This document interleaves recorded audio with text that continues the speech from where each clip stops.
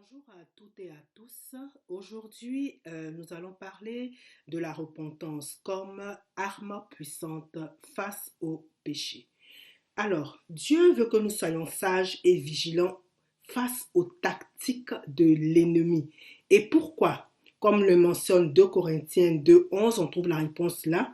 Il dit, afin de ne pas laisser à Satan l'avantage sur nous, car nous n'ignorons pas ses desseins. Alors, le principal dessein de l'ennemi, c'est de tout faire pour nous maintenir dans le péché. Parce qu'il sait que le péché, lorsqu'on est dans le péché, on est éloigné de Dieu et que notre finalité, en fait, n'est plus la vie éternelle, mais la mort éternelle. Alors, je vais définir tout simplement c'est quoi le péché. Donc, le péché est tout simplement la désobéissance à la parole de Dieu, que ce soit la parole de Dieu écrite, comme on lit dans la Bible et tout, ou bien le réma, ce qu'on appelle le réma, c'est-à-dire que ce que Dieu te dit dans ton cœur, quand Dieu te parle, bien ce que tu ressens, en tout cas, tout ce qui concerne Dieu, lorsque tu es en désobéissance par rapport à ça, on parle en fait du péché. Alors, nous allons prendre un exemple pour illustrer un peu la position de Dieu face au péché, donc face à la désobéissance.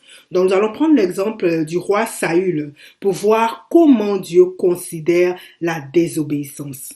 Alors, l'histoire se passe en 1 Samuel 15. Je vais résumer brièvement, mais vous pourrez vraiment aller lire l'histoire au complet. Donc, avant d'aller à la guerre, Saül, le roi Saül, il consulte l'Éternel à travers le prophète Samuel et il devait aller en guerre contre Amalek, qui était leur ennemi. Dieu a parlé à travers le prophète pour leur dire que vous allez remporter la victoire, mais n'oubliez pas de tout détruire. Il ne doit pas rester de vie, que ce soit au niveau des hommes, que ce soit au niveau des animaux. Dieu a dit vraiment, vous devez tout détruire.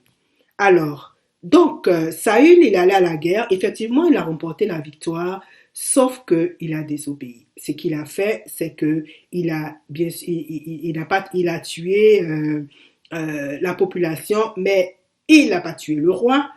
Et puis, il a récupéré les animaux, les vaches grasses, tout ce qui était beau, tout ce qui était bon, et puis il est revenu avec. Alors, donc là, rencontre Samuel, et puis voici ce que Samuel lui dit de la part de Dieu. Samuel lui dit ceci. Nous lisons donc en 1 Samuel 15, versets 22 à 23 dans la version Parole de vie. Alors Samuel dit, qu'est-ce que le Seigneur aime mieux? L'obéissance à sa parole ou bien les sacrifices d'animaux? Et lui-même il répond, l'obéissance vaut mieux que les sacrifices des animaux les plus gros. Oui, refuser d'obéir, c'est aussi grave que de consulter les devins. Résister au Seigneur, c'est aussi grave que d'adorer les faux dieux. Tu as rejeté les ordres du Seigneur, alors le Seigneur te rejette. Tu n'es plus roi. Alors nous voyons ici que Dieu considère le péché, la désobéissance comme vraiment très grave. Il a dit que désobéir, c'est aussi résister à Dieu et que c'est aussi d'adorer les faux dieux. Or, nous savons déjà que Dieu a horreur de cela. Alors, voici la position de Dieu face à la désobéissance, face au péché. Alors, nous savons aussi que l'ennemi, il connaît la parole et il utilise même cette parole-là pour provoquer notre chute, pour nous emmener à pécher. En tout cas, il ne s'est pas gêné pour tenter Jésus en utilisant la parole. On peut voir cela dans Matthieu 4, versets 1 à 11, et vous pouvez aller le lire. Et l'ennemi ne change pas de tactique. Il utilise encore cette même tactique aujourd'hui pour nous faire tomber dans le péché, pour nous éloigner de Dieu.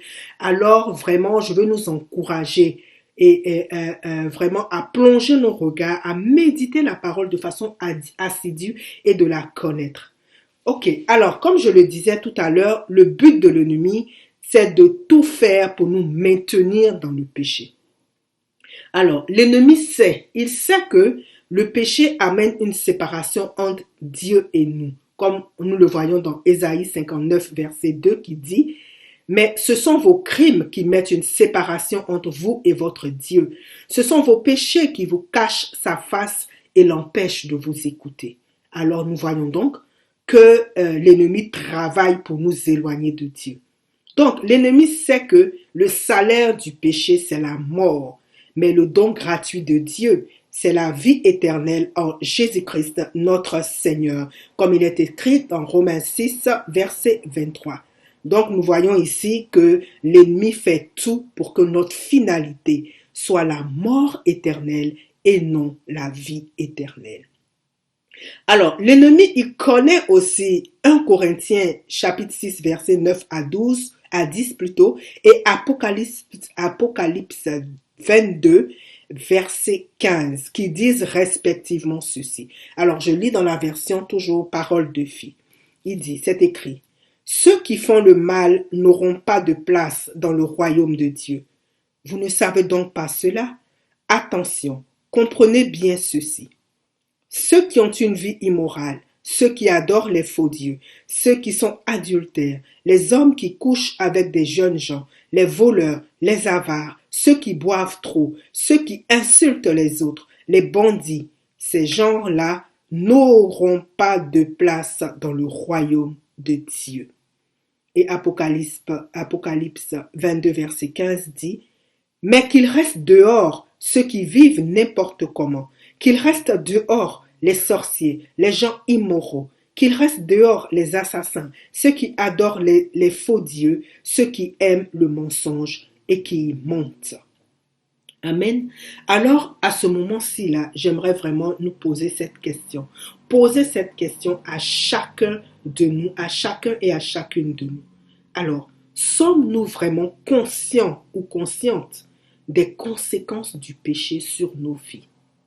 Suis-je consciente? Es-tu consciente? Es-tu conscient des conséquences du péché sur ta vie?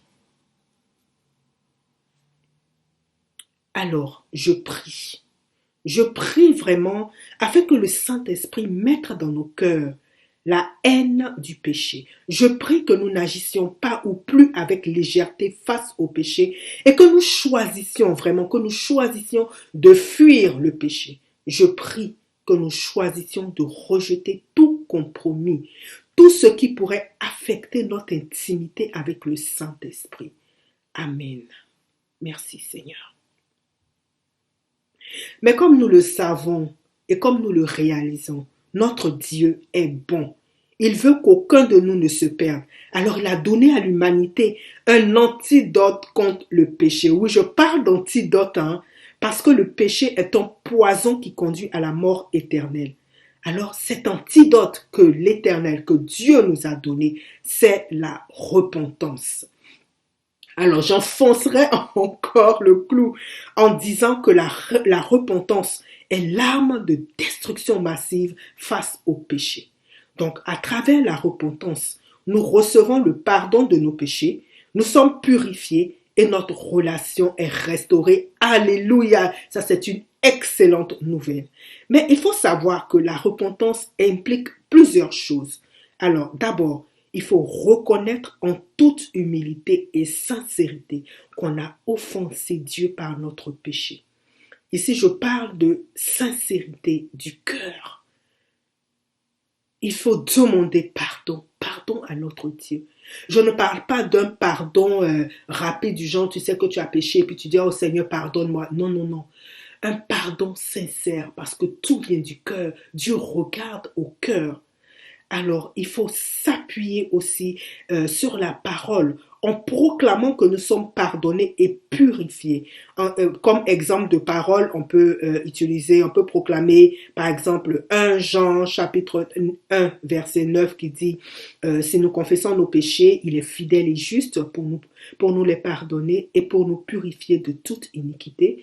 On peut s'appuyer aussi sur Matthieu 26, 28 qui dit que c'est Jésus qui parlait, il dit, car ceci est mon sang le sang de l'alliance qui est répandu pour plusieurs, pour la rémission des péchés. La rémission, ça veut dire aussi le pardon des péchés. Donc, par le sang de Jésus, nous avons le pardon, comme est mentionné, comme on le lit dans Hébreux 9, verset 22, qui dit, et presque tout, d'après la loi, est purifié avec du sang. Et sans le sang, sans effusion de sang, il n'y a pas de pardon. Par le sang de Jésus, nous avons aussi la purification de nos péchés.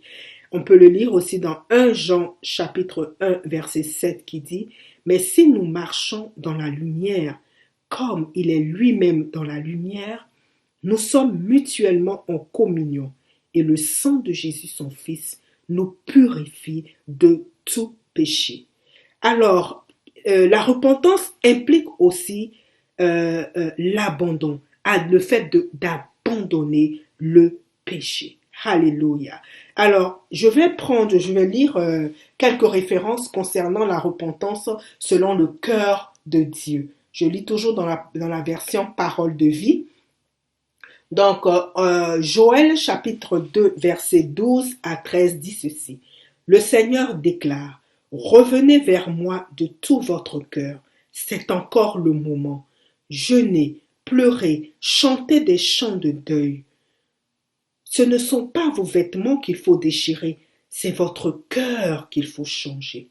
Oui, revenez vers le Seigneur votre Dieu. Il est plein de tendresse et de pitié, patient, plein d'amour, et il regrette ses menaces. » Alors, 2 Corinthiens chapitre 7, verset 9 à 10 dit ceci. « Mais maintenant, je suis dans la joie. Ce n'est pas à cause de votre tristesse, mais parce que cette tristesse a changé votre cœur. Elle a plu à Dieu. En effet, la tristesse qui plaît à Dieu change notre cœur.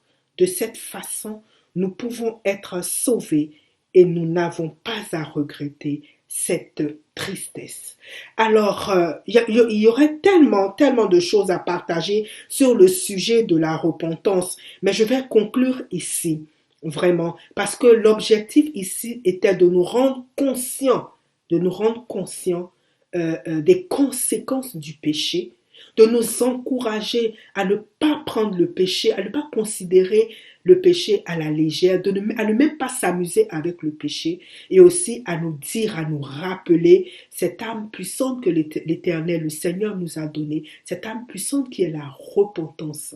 Alors je vais m'arrêter, je vais conclure ici en lisant Apocalypse chapitre 22, versets 12 à 14, qui dit ceci.